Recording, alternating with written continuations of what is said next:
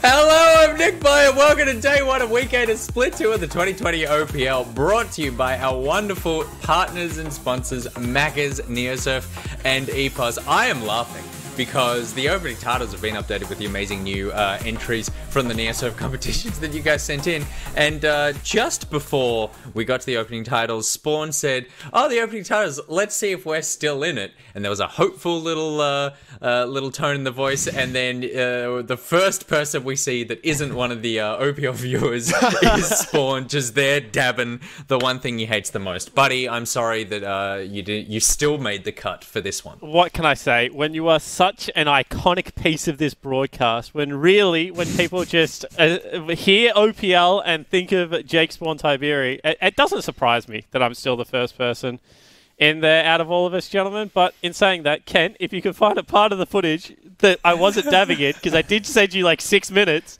that would be fantastic. Rusty, in-jokes just don't work like that, right? Like, once you take it out, it stops being funny. Yeah, I was also going to say, as an aside to that, I was just looking for if my own person was going to show up in the video, Nick, and I've realised that all of the cuts they've taken from me is me being disgusted or upset by someone else. And now that we only have viewers around us, it's really not a good vibe. So I'm actually with Spawn here if Kent could find some nicer stuff, you know, because I feel like I'm attacking the OPL fans. No, that's good. Skimmy, always attack, Rusty. Never get on the defensive, especially when it comes to these fans. A good offense is the best defense against these people. Skimmy, are you feeling equally as chagrined as the other two? I don't mind it, mate. I got my legacy jersey there. There you go. We're living life. I'm not even sure if I'm in the video anymore, to be honest. You're the bottom corner, like doing some weird. Oh, like stirring the whatever, like whatever dance kids are doing these days.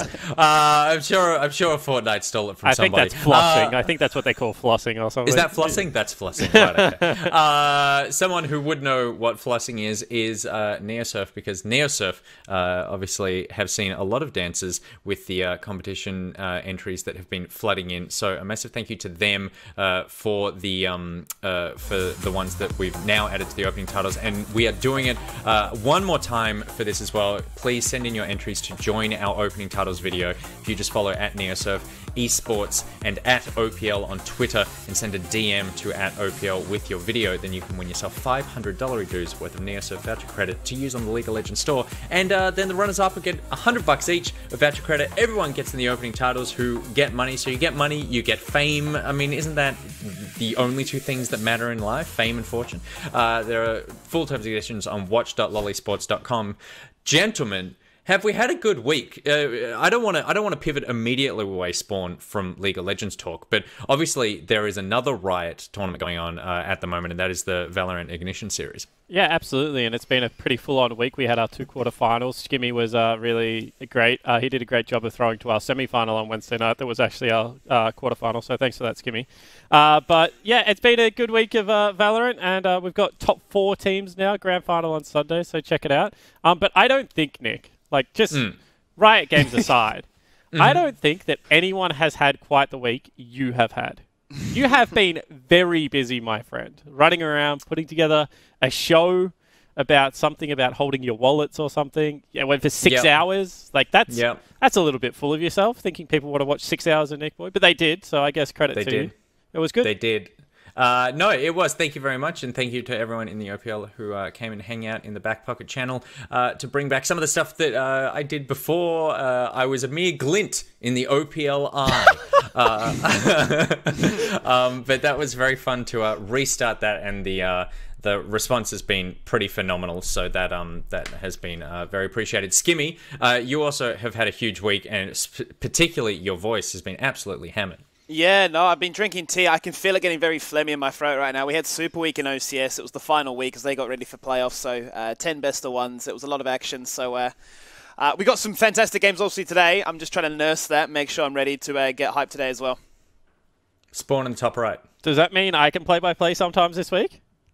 I'll throw it to you. Because, like, I'm just saying, Matt, if you're listening, buddy, I feel it. I feel the play-by-play Spawn coming back. Do you know what's funny? I can do this. When I first joined this game, right, when I first started doing League of Legends casting, I remember the direction. I think I threw to Rusty at one time, and he was like, I wasn't ready for this. This is not how we like cast in League of Legends. And I was like, this is how I did it in my previous game when I was casting with Andy. And he's like, I didn't expect this. So, like, I've got this innate ability to be like, I've spoken for maybe a minute at length, pass it on. If you want to go hype, go hype.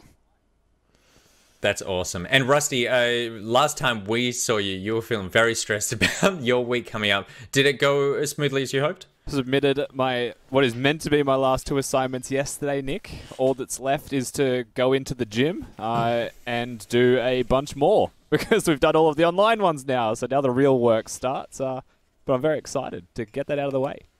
Well done, dude. I'm very happy that you got that out of the way. You're absolutely smashing that. All right, let's take a look at what we're going to smash this evening because we have 4 games of League of Legends coming up for you. We're getting ready to jump into game number 1, but let's take a look at all 4. It is Chiefs versus Pentanet for game 1, which should be a pretty exciting matchup. Avant taking on Mammoth for game 2, Order versus Gravitas for game 3, then Legacy versus Direwolves for game 4.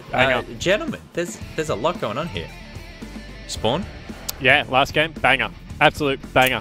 Rusty got to cast that one, so I'm a little bit, I've got some game envy that the 2 green teams in the league going up against each other. I would say 2 of the 3 informed teams as well. I am very excited to see the new look Wolfpack take on Legacy. I wonder if Halo or Jimmy Shoot Tally is playing, because I think that will have big implications to how Legacy currently view their strength of their lineup. Absolutely. And Rusty, Chiefs versus PGG for game number 1. Obviously, we've seen Chiefs drop a game or 2 over the last couple of weeks. Are they ready to take on PGG, who have been in form? It's hard to say with the Chiefs, right? Just quickly for Spawn's sake as well, it is going to be Tally starting for Legacy, so the big guns are going to be out for them today. This first game, though, very exciting. The first thing I'm looking for, Nick, is will Biopanther get Mundo? It's a pretty big key to their success at the moment. And also, of course, the clever pathing of Pabu, who just quietly beat him in a Nexus Splits last night. How you on that one?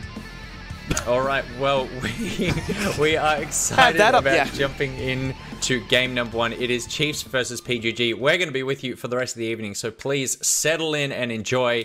And in the meantime, you can enjoy this very short break, and we're coming up with game 1 with the Macca's Jam Select.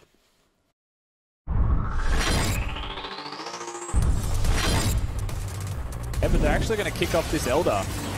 This is already down to half HP. Chiefs going to have to move a little bit faster to get in here. They shred it. Keep your eyes on Croc. Where's he? Optimal gravitation brings on towards Miro. He's in a whole bunch of trouble right now. Tin hits the back line looking for the slam dunk down. Can he try and find it? A free man there. Emperor's Divide is huge. Decoy flashes on out. He survives for the meantime. Gets through, takes no shock. Miro in trouble. Forced to try and dash away, but he's waiting for that safeguard to come back online. All eyes go to Vital. Can you protect him? He falls on down. Shut down galore. Everything goes blue as Chiefs, fitting to their colours, take full control of the map. That's a triple kill for the big man. King Robert grants them the ace and the Elder buff. I wondered if they would actually push for that one because the flake was coming out. Arrow to 4 just misses. That was far too close. Very close, was it indeed? That's a 4-man slap! Look how much damage that did! That's the wombo combo Pence they've been waiting for all game long! The Emperor's Divide doesn't find its target, but Biopanther literally avoids everything. He's 1v3 between 2 turrets as Rogue joined me. Rogue says, I can't take this damage. The ultimate's running, but his health bar is not falling. And that is just the power of Mundo once again on full display. Gravitas just got completely owned by a set ultimate. That was huge. That was so big.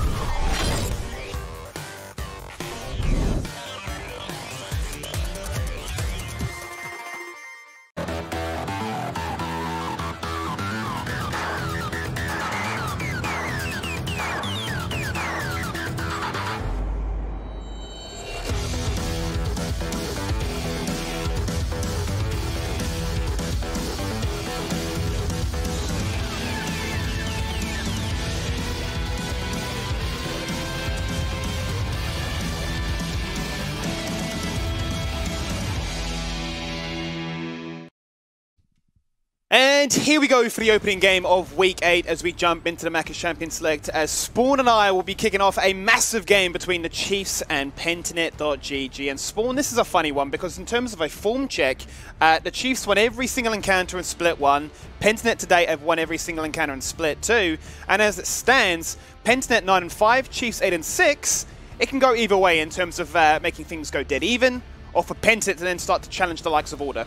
Yeah, and the thing is, if Chiefs want to get out of this 5th place spot right now, they really need to beat Pentanet here. Because even though they're only 1 game behind Pentanet, they're actually 2 games behind Pentanet's Kimmy, because they don't own that head-to-head that you're speaking about. So it's really important to steal this one. It's a 2-for-1 freebie. You'll go even with them on wins, but obviously be behind that head-to-head. And then maybe in the last 4 games of the season, you know, as we get into, last 6 games of the season, maybe you'll be able to swing something there. But it's a long way back with only, 7 games left to be 2 full wins and really 3 because of the head-to-head in the OPL behind the team and expect to be able to pass them in the final round robin. That seems a little bit difficult to do.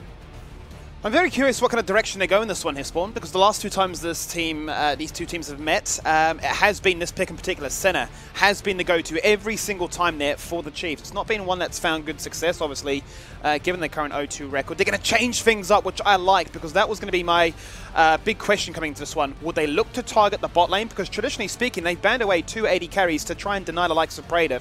This time they're going to change things up completely, and well, now we're going to get the Ashe, we're going to get the Aphelios as a response, but that was going to be my second point. Mid-jungle priority. It seems like since Pabu's come into this one, he's been so pivotal in their success for objective control completely. And Set's still available, which has been Pabu's by far best champion. And he just locks in a blind Kha'Zix, which we've seen 0 games of so far, Skimmy. And is a completely new jungler for us. So we'll see exactly how that one works out, but I am interested to see exactly what is going to happen with Pabu's pull here. Kha'Zix, in my opinion, is getting stronger. He is fringe, Skimmy. You can play some Kha'Zix. He is very good against the mobile carries. So as soon as they go with an Ashe, now they've got a Syndra as well, that makes a heck of a lot of sense.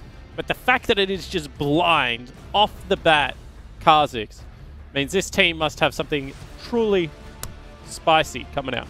Look, they always have, haven't they? I mean, the first game of the season was the craziness between the Nocturne Fiddle, which caught Chiefs off guard. Then the second time they went up against them, they were showcasing that, hey, we're not afraid to, wrestle with the best of you. And they showcased us the Set Cassian combo that just went to town about it.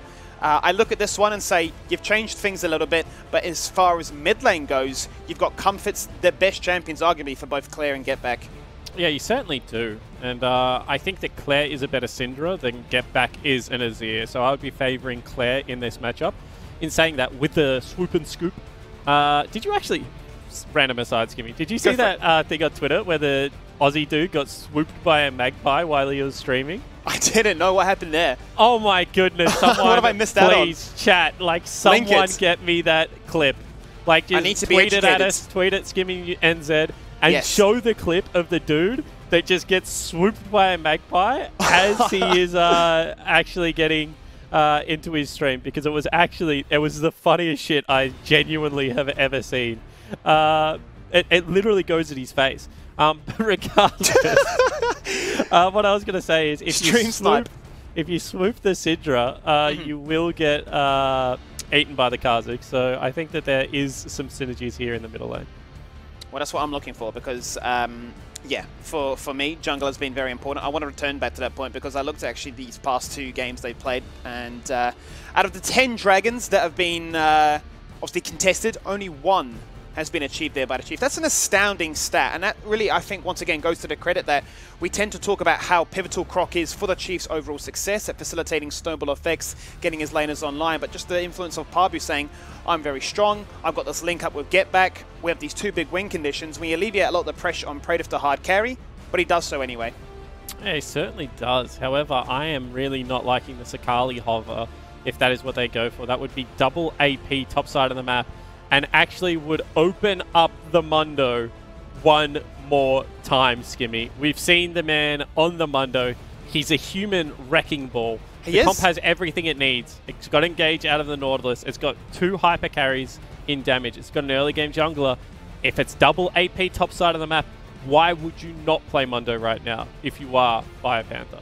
He's the only one that's been playing. He's not going to do it. His last 3 games have been the Mundo. The game before that, however, was an Urgot. So, okay, he's going to go back to that once again. And this just screams to me that if we find a target, we get them low enough, we're taking you down. Yeah, okay, so a little bit of a different pick here.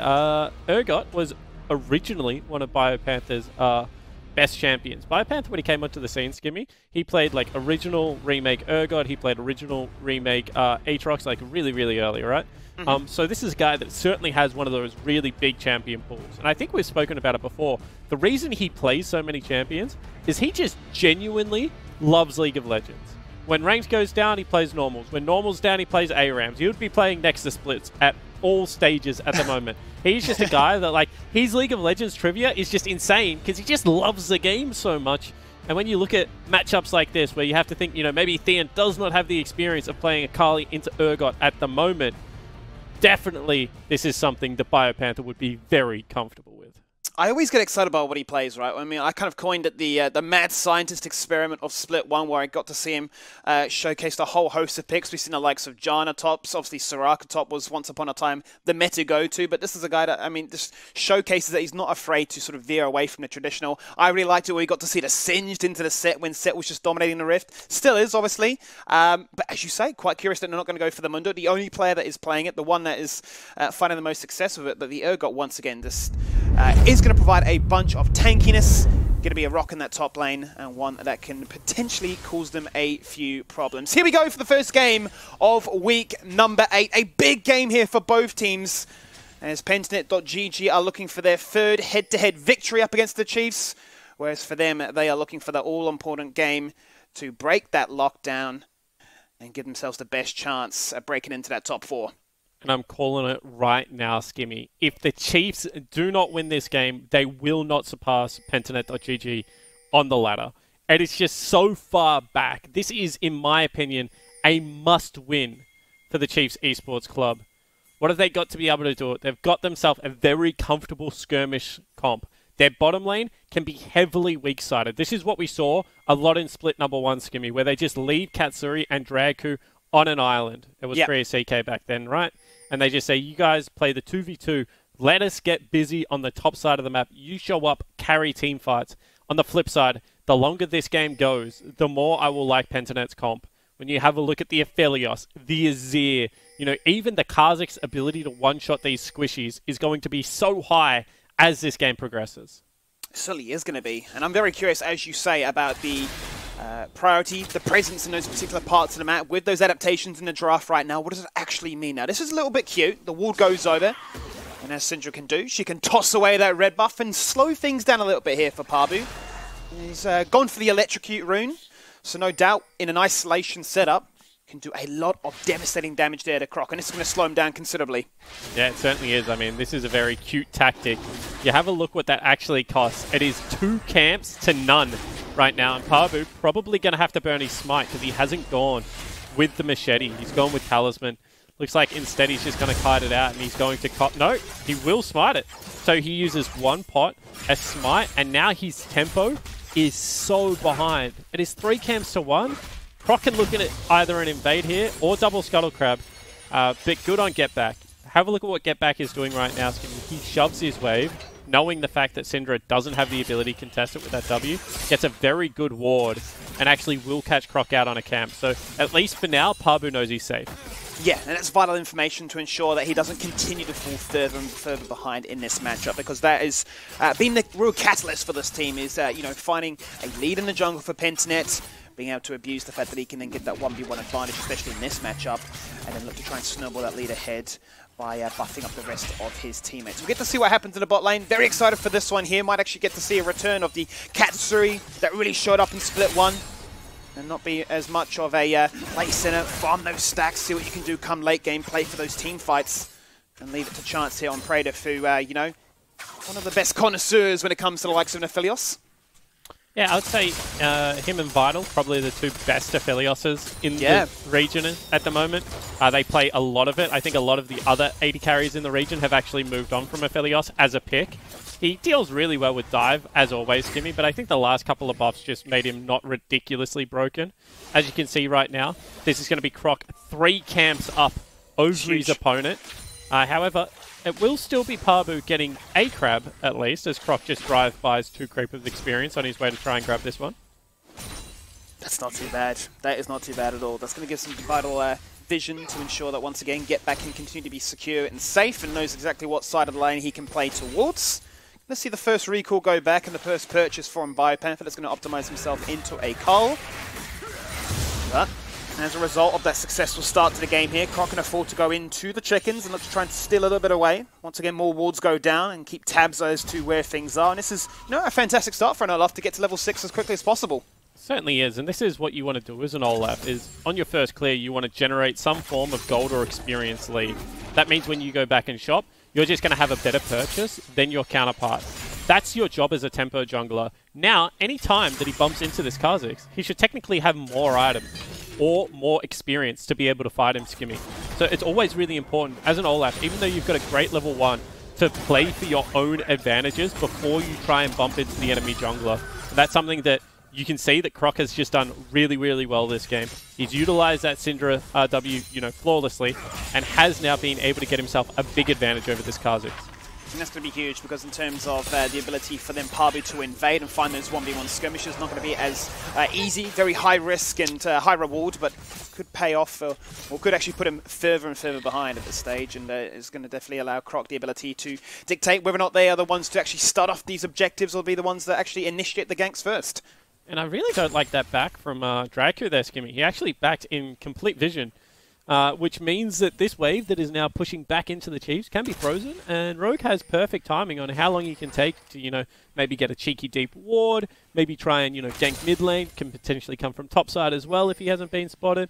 There's just a lot more options for Rogue. What I like to do as a support in that situation, if I am looking for a recall, is just walk back into my jungle before I hit B. Yeah. It means that they don't know what your timing is of whether you're going for the gank on mid lane before or after you base. Whereas right now, they should have flawless information of where Draco is. And League of Legends early game is kind of like a chess match. There are standardized responses for, if you do X, I should do Y. And right now, it looks like the Chiefs have read this, play manual just a little bit closer. It's going to be level 6 on Croc off that ward and should just be a free dragon. Certainly should be. And once again, as you say, it's the early game success that nets them this early game lead, which they can now use to full effect. Now they're going to push out bot wave to free them up with the priority to rotate through and assist if need be. As you can see right now, it is clear that is locked underneath this turret. And Pub is going to take that opportunity to go for a little bit of a cheeky candle jungling of his own. We'll definitely know for sure now that Olaf is still in the bottom side of the map. And we'll try and match him and hit level 6 as well.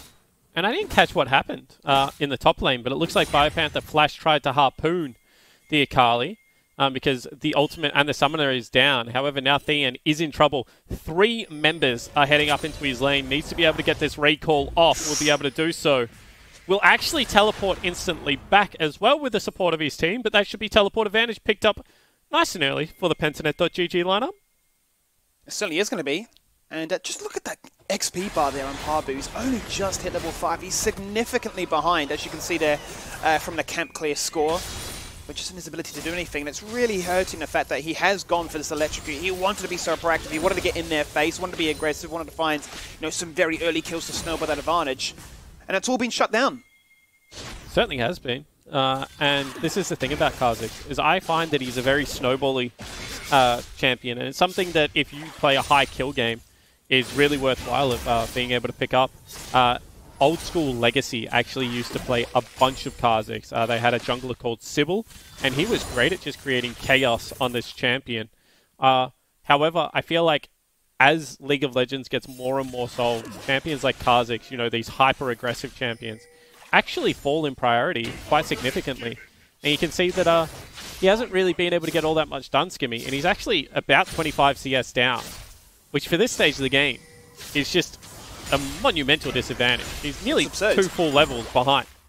Yeah, he's definitely been denied out of this game, and it's you know, preference to the fact that Chiefs had a creative little start to the game there with the denial of that red buff, and how something as small as that has had such serious implications on this game. And now you obviously have to start to turn your attention elsewhere because, you know, Pabu is only hitting level 6 now, still going to be very much scared of going for those 2v2s, especially if Croc rocks up to the fight.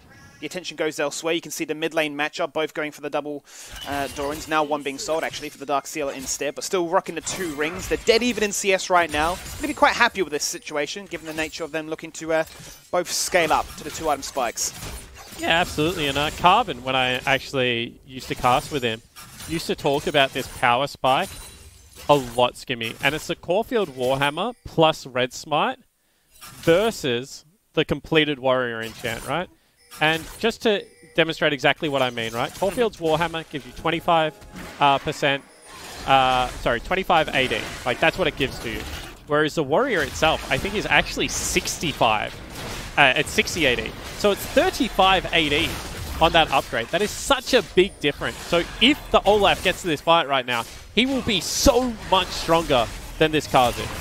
2 levels up and an item in hand as well. There's the stun. 2 stuns between both carries of the Chiefs right there as they log everybody in place now. Rogue not level 6. He's going to fall on down. That's the first blood going the way of Chiefs as Croc jumps into the back line. Emperor's Divide whiffs. It does not connect, and he's forced to flash away defensively too. They've sacrificed the Herald. They've lost their team fight. And Tien wants to get in on an action. He finds the execute. He dashes aggressively. He looks for R2 and he finds it. And it's a Spider Fiddles having the best items possible. There's nothing he can do. That's a triple kill for the Madman himself. He falls for his sins underneath the turret. But Tien is back, playing a carry once more. And that's what we said. They just do not have the items to be able to go for this fight. Look at Nian's items compared to Biopanther. It's a Kindle Gem versus nearly the completed Gunblade. Then you have a look at Croc compared to Pabu. Pentanet actually start the objective, Skimmy, against the flow of the game. And now they find themselves in nearly a 3,000 gold hole. And that is going to be so difficult to climb out of. A more standard bot lane for the Chiefs. A stronger jungle start for them, a denial of Pabu, and a completely different response to how we've seen them play in these first 2 matches. As you say, it's Pentanet that start things off, but they just can't do anything about it. And this is a genuine 4v5, because as you look at it, they actually have the teleport coming across when the Akali is showing on the mid lane wave, but it's just the item spikes. They're way too strong. A great start to this fight coming across as they were able to take down the support with the utility gone. That means Pentanet.gg have to run, and no hesitation from the boys in blue. They just, as soon as they have a fight like this, Skimmy, they are all flashing aggressively forward. They are all on the exact same page about how they want to fight this. And they come away with everything there. And that is textbook Chiefs. They find a moment and they come together as a 5-man squad and they force those fights. And they find them successfully as well. And, you know, you've just got so much engaged potential there. The initiation that starts with the arrow, the follow-up stun there by the Syndra just guarantees so many people locked in place. And without the supports having those key ultimates to try and disengage, Rogue hooks in. He doesn't have a stopwatch. He doesn't have a stone plate. Very, very squishy. Yeah, and it's not that just that, it's that he doesn't have the follow-up, right? Aphelios wants you coming into Aphelios. Azir wants you coming into Azir unless you get an insane Emperor's Divide. But when everyone has Flash on the other team, that's not going to happen. That's not the reality of the fight. So I don't know why he is hooking in there. They need to be able to play the range. I actually think that this Kha'Zix has gone for W Evolve as well, Skimmy, which is obviously the spikes. It's not going to be the claws. It's not going to be the ultimate. Yeah. So just across the board, I kind of don't know how Rogue wanted to play that fight versus the rest of his team, because from everything I can see, Pentanet want to be going backwards as the Chiefs come forward. Oh, it's a very different story. 12 minutes in, and the Chiefs have already achieved more dragons in this game than in their past 2 games. It's pretty crazy here how a level 1 strategy can pay off such big time. We're starting to see more and more now teams investing into some cute little plays as opposed to the standard 5-man fan out. And sort of what's actually netting them as a result, which is substantial now, isn't it? 12 minutes in, and they're up by a couple of K. But so much tempo with the first turret and all these dragons. Yeah, I mean, this is actually a just hugely significant gold lead. If you have a look in the top lane in particular, that is going to be the completed Gunblade. Akali is online at 12 minutes into the game, Skimmy. That's terrifying. Then when you have a look over there at the Olaf as well, he's going to be slightly tankier than you would expect. He has himself all that cooldown reduction as well. Certainly can fight for days. And we've seen Olaf become a little bit more popular in the OPL, as our tempo junglers do seem to be the flavour of the month, and Nidalee and Graves are getting bypassed just a little bit more due to, I guess, difficulty in execution with those two champions. I welcome Olaf back into the meta because he is such a fun jungler to cast.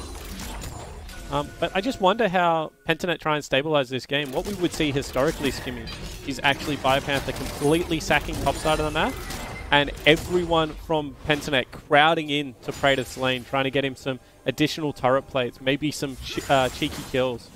We'll see if that's still the Pentanet play when they are behind, because we haven't seen them in this situation in a very long time. It's always been the Biopanther show, you know, running around on that top lane Mundo at the moment, or Pabu on set having a stellar early game. This time around, we're not going to see either of those things. It's so exciting because you can break it down lane by lane as to who is looking to try and flex their own individual potential, their prowess, their strength on that particular champion. Obviously, the big one had to be the jungle influence of both being aggressive, both trying to be the carries that get their teams online. A fun fact for you, Croc's played 3 games of Olaf this split alone. A 0% win rate to date. And, you know, I think of Croc and I think, you know, Lee Sin, you know, you got Olaf's, Nidalee, all those in the mix of it right now. He's putting on a stellar performance which would not merit a 0% win rate so far. No, it certainly wouldn't. And I think that he's definitely better on Olaf than what that win rate would suggest. I think the Chiefs have had some different difficulties, Skimmy, outside of just Croc. I know he's had a couple of shocking games as well, so definitely not excusing his performance completely, but he is definitely a very good Olaf player, as Rogue potentially looking for a hook there, but will not actually find it. I think that was once again the Chief support backing on some vision. So we'll see now whether Rogue can sprint bottom lane or something and get something happening. He has opted for the Swifty boots, so wants to be a very quick boy here on this Nautilus. Yep, and he's going to be searching for those rotations and finding those picks, because those Ninja Tabbies that have been picked up twice now by the Chiefs are going to find so much value into what they're going into. I mean, you're looking at a ton of auto attack damage there, right? Yeah, absolutely. And when you have a look at kind of the auto attacks, it's the reduced damage coming out of Biopanther's machine gun, as well as the you know, the white little scythe thingies that Aphelios shoots out of a gun somehow. Don't ask me how his kit works, Skimmy, because honestly, I'm clueless. He's been out for a year and I still don't know what he does. You just put the Star Guardian pajamas on, you're good to go. Oh, there's the arrow! They've called out Pabu! He's been behind! And he's going to fall even further behind as he tries to leapfrog away, but leaps to his demise. And it's that man there. He's up by so much in the jungle, and now he's got a kill to his name as well. Croc is just a solo laner. Like, look at the he's so far ahead. CS. He's nearly doubled his CS at this stage of the game, and he's actually got 30 CS more than his top laner, and 20 CS more than his AD carry. He's just farming like a machine. I actually think, and I don't know whether this is 100% accurate, so if it isn't, I will apologize after. But I actually think after Pabu beat the Chiefs last time, he tweeted jungle here. And I think Croc knows that. I think someone on the Chiefs team has obviously explained that to Croc. Because this game, he certainly looks very motivated to have a good performance, Skimmy, is the way I would put it. Oh, I would say so without a doubt. This is the Croc that we came to see. In Split 1, they gave him that MVP status. The guy is a machine. There have been games where Croc has single-handedly changed the outcome, and right now, he is definitely bringing his A-game. This is going to be an Air Drake, and normally I'm not a huge fan of Air Drakes, Skimmy, but when I have an Olaf this big, give me as many Air Drakes as I can possibly get my hands on. Because he will just keep on keeping on in these fights with an Air Dragon. Give me Ragnarok 24/7, let me run at their face, and they just can't run away. Yeah, correct. All that movement speed he's going to get off the Ragnarok, not to mention the additional cooldown reduction on his ultimate that the 2 Wind Drakes will help him out with. They take another turret for themselves. They also have inside track on bottom lane. So they're playing towards Praetor's side of the map, and this has always been when Pentanet has struggled. When you can put pressure on Praetor whilst you're winning a game, they have not been able to battle themselves back into many. Pentanet right now are outright third on the ladder as well, Skimmy. This is an impressive game for the Chiefs to be able to pick up. They're definitely no slouches, but the Chiefs just seem to have done their homework very well this week. They've definitely changed something up in their practice, in their strategy, in their style of gameplay coming into this head-to-head. And this is a Chiefs of old. where we saw multiple threats in multiple lanes, the convergence of them coming together with a 4-5-man squad and swarming you with aggression and putting you in a bit of a pinch where you're unsure as to what your response is. And the response is going to be pretty strong here because the Chiefs have made a statement. 4 minutes, and you've got to fight us. You can't run or hide for much longer. Okay, and I beg your pardon, Skimmy. It's actually not going to be the W evolved on Kha'Zix, I don't think. I think it's actually the ultimate and the claws that he's gone with. I didn't actually check out which chroma he had, so it's always difficult to tell, but I can see his claws are shiny. Oh, no, he can't have to by now, so it's definitely just the ultimate. His claws aren't shiny. I'm just looking at Croc seeing level 12 and thinking, wow, Kha'Zix should have 2 ultimates, but unfortunately for Pabu, he's with the supports down on level 9. This is a big yikes game for the Kha'Zix blind pick. It is. It was, you know, it is Pabu-esque. It is aggressive. He was hoping to be aggressive, but he's been shut out this game very, very well. And the Chiefs have taken full advantage of that situation. And it continues to be that, yes, whilst I am a jungler, I'm essentially a laner as well. I'm up on my Fed Akali top lane. I'm matching my Syndra mid. I'm ahead of all your threats on the side of Pentanet. Oh, mark my words. He would, if we took a look at the gold, I would say he would have the most gold on the map. Just based off the items that he has definitely the most items on some of the groups. As we take a look in the top lane. Yeah, this Bipam actually looking for Sullivan. He's going to find it. He gobbles that one up, and like TFT, you screen that as OP as he takes him on down. And he gets a blue buff for his efforts to now push in and claim a target for themselves. Okay, so the last bastion of hope is once again Biopanther. So Bio, whether it's on something like the big tanky Mundo or a little bit more of that bruiser flavor in the range Crab got, are doing a good job. Here's that madman right there, the level 12 assassin. He pops the stopwatch, buys time for the initiation, and buys time for the teleport in. As Tien spots 4, he dashes in. 1 and 2, looking for a triple. Can he find it? There's the mark, and there's the execution. There's another triple, back to back. Whereas Akali shows up to the fight, and picture perfect timing. 20 minutes on the dot. It's time to do Baron. Yeah, well, Romeo is a really, really good Akali, isn't he? Certainly is. That was a beautiful play coming out of the Chiefs top laner. You can see at the same time that Claire is actually trying to chase down, get back to try and maybe get himself a little bit of a kill. Wants in on this action, but the Chiefs right now 6,000 gold up and a Baron buff to boot. This is scary. Now both the mid laners are going to go for a biff. Unleashed power goes out. Both trading ultimates. Emperor's Divide. Both down to 20%. Both may just walk away having burned both their flashes. No teleport going to come across. So the fact that you burn the Azir ultimate as well as the Aphelios ultimate in the last fight now means that if the Chiefs play this really well, Skimmy, they can just end the game off this dragon. Because what you're looking at is a win soul that you potentially have to fight. Hold that thought. Croc goes in. The Pentanet.gg players see him and think, okay, this is a big shutdown. We must be able to secure, but not going to be happening that way. Obviously, Akali dashes into the team and just does so much damage. See the flawless execution coming across there from Theon in the top lane. And what I was mentioning, Skimmy, is if you don't have any flashes on your carries and the soul's coming up, you have to choose whether you fight it or not. And I think right now, Pentanet probably just cannot fight this soul. However, if they do fight the soul, there's going to be Baron buff, already prepped waves, and a chance for the Chiefs to end this game on an ace, if that is what happens. I mean, it's such a tough call to make, as you quite rightly put. And the Chiefs are putting the pressure on them to say, well, you don't have much more time left to debate. 30 seconds, we've crashed 2 waves in to now threaten 2 inhibitors as well. And with the Baron buff still there, we've got Cannon minions to inspire to start the siege, start the assault, and force you back into that fountain. See that they're just grouping up on this bottom lane turret. They're trying to brute force their way in. Pentanet.gg know they cannot step up and go for anything here, Skimmy, because they have no flashes available across the board. Chiefs will just take an inhibitor. They want themselves the soul, and I do not think that Pentanet.gg can contest this dragon at all. I don't think they can. I mean, just look at all the visions surrounding the entrance to get into this dragon pit. It's lit up right now like a Christmas tree. Chiefs know exactly where you are. They've got the buffs, they've got the power, they've got the lane control too.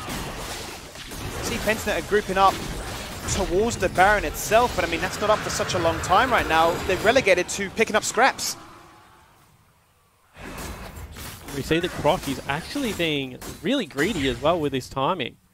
Obviously doesn't need a shop, is so far ahead in items, probably wants a GA outright off the back end of that BF sword.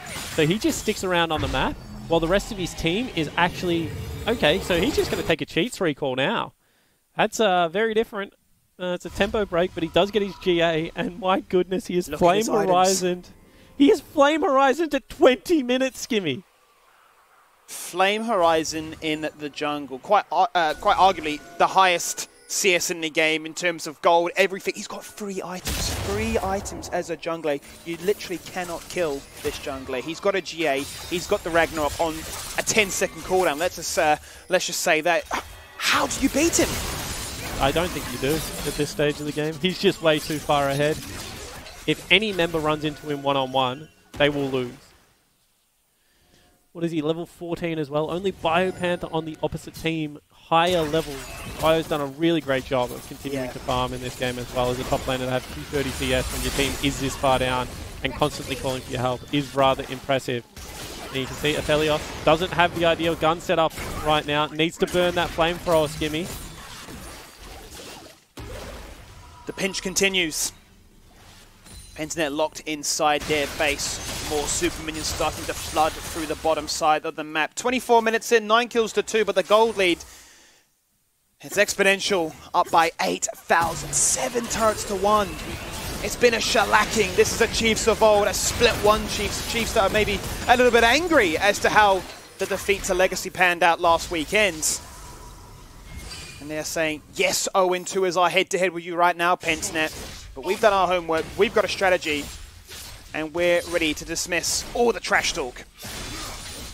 And the thing is that the Chiefs did get smashed last week. I think it is important to point out in context of this game, Skimmy, that Legacy, like, really did a number on them. Just to highlight kind of how much of a turnaround this is, because Pentanet looked like one of the informed teams in the OPL. As I said, to be, I believe they are outright third at the moment. I keep going back to my ladder because I, for some reason, keep mixing them and Direwolves up. But no, they're 9-5. Yep. So they are just outright third. No one contesting them. That's impressive from the boys in WA. But at the same time, you know, they are playing a 5th place Chiefs at the moment. And the Chiefs are making this game look relatively easy. They've had control since, really, not even level 1, since first jungle camp spawned. Yeah. Which is just impressive in itself. And you said at the start of the day, this was a must-win here for the Chiefs. They need it for their head-to-head. This would mean that both teams would then be tied at 9-6. Pentanet would still have a silver lining of holding a head-to-head and remaining in 3rd. But this is the Chiefs wanting to make a statement and open up Week 8 with a, don't forget about us. Do you know the other reason you need it, Skimmy? Because even if you finish ahead of them, so let's say, for example, that Pentanet won this game somehow, and then Chiefs went on a tear and still finished above them on the ladder. If you run into them in Gauntlet, you need to have beaten them at least once during the regular season. You can't be 0-3 and then still expect to be able to beat this team. There's just too much of a mental edge that they're going to have over you at that stage. So I do really think that even for the mentality of the Chiefs, this is going to be a huge... Oh my goodness. Gone. Sweet dreams. Good night. See you later. That's the Baron. He's just a jungle camp at the moment. They're looking for more. Out goes the arrow. It's not connect, but you can see how keen that Akali was. Level 16 down goes the smoke screen. Buying time for the rest of the team to come in with the protection. There's the door. There's the fissure. There is the retreat. Pentanet are scared right now. Will the Chiefs bite the bullet? Will they find that moment? They've burned 2 crucial ultimates, but they're still damn keen. You can tell they've got the Baron buff. They rinsed through it, shredded through that Nash's health bar, and now they've separated a sheep from the herd. They found, I should say, Biopanther. And swarmed by 5 men. Can't do much about that one. He will fall on down for a 50-second respawn. You can see now the Chiefs trying to play 2 lanes. They know that this is an opportunity to potentially be able to put that final nail in the coffin. At 27 minutes, they already have themselves a soul. They already have themselves their 2nd Baron of the game. It is nearly a 10,000 gold lead, Skimmy. And they're just letting their superstar jungler continue to farm up that mid lane. They're going to look to break open the base again and take this victory over Pentanet.gg. Week 8 form check. It's here. Game 1. A game that we had high hopes for, and a game that has definitely delivered on that front. As we're going to get to see them storm through the base. Final on the mid and the bottom lane, it should fall on down as it will. As they crash in with a 4-1 split. But you can see that the Chiefs are playing it quite patiently so far. 30 seconds and there will be an Elder. They are, I don't want to say holding their opponents hostage, but it feels like that. Yeah, I was going to say, this is just actual mental win. We have a saying in our scrim, Skimmy, which is just big mental win game. This is a big mental win game for the Chiefs. Pentanet.gg would probably be discussing what is for dinner tonight. They would have a little part of their mind saying, okay, if we win one fight and we get this Elder Dragon, we can potentially, you know, go for a big push, win one more team fight. It's definitely a 2-team fight game so far. But you have to kind of protect yourself because you know that that is definitely one of an unlikely scenarios. In saying that, Aphelios relatively fed. Really death cap completed on this as well. So if they get this dragon, they can potentially win themselves a fight here. They could. Wouldn't that be an upset? We're going to find out what happens here now. The timer has been set. The minion wave is crashed on through bot lane. The Enchanted Arrow connects onto Urgot. Now they're going to lock in place Tien. He pops the stopwatch, buying time for his team to connect. He's on the flank right now in Tribox 1v3. Can they find it? Emperor's Divide won't do much. Let's continue finding one. Raid have gone. The turret's starting to fall on down, but the fight continues here. That's two. The Chiefs are lighting this one up. That's a double. Once again, Olaf, a laner, a jungler. He does it all. They're going to find themselves a flawless ace. There is no kind of comeback condition here. It has not been written in the stars. This is the Chiefs. They're back. Mental edge win. 30 minutes. GG. Yeah, what a performance from the Chiefs. They come in. 30 minutes is all it is going to take them. 12,000 gold up. Pentanet.gg, they get themselves 1 turret, 2 kills. That is all. The Chiefs with an absolute smashing will tie themselves on the ladder at 9-6.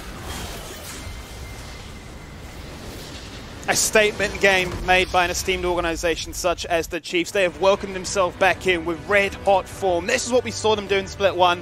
This is what we've seen at times with glimpses in Split 2. But they've opened up this one and they've really rocked that must-win mentality and said, Pentanet, you think you're good? You think you're in form? Watch this. And Skimmy, you rocked up to this broadcast tonight, and I thought, you know what? Skimmy's in a new jumper. Skimmy's looking good. I wonder if anyone can look as good as Skimmy tonight. And you know what? In the first game, the Chiefs come in, and they have an absolutely beautiful performance. They certainly did. Not as beautiful as that jacket, though, Spawn, I'll tell you that much. Exclusive, it's gangster, it's rockin', it's rare. It's doing everything you want. And that's exactly what the Chiefs did. They are vintage, they are LV, they are looking like a prestige skin line, making it work on the Rift there today. We're going to jump to a quick break and get ourselves ready for the second banger of the night. It's a big one once again. It's going to be Avant Gaming taking on Mammoth. And for Mammoth, this is a shot still to try and make playoffs.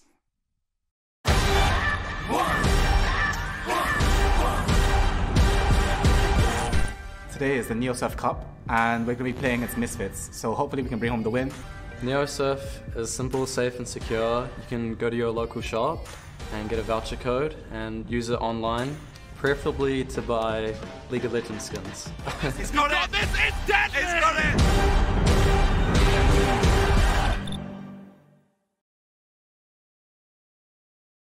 If you're craving the taste of your favourites, head to Macca's for a fast, safe and contactless drive-through experience. For your Macca's run, contact-free, we'll be here.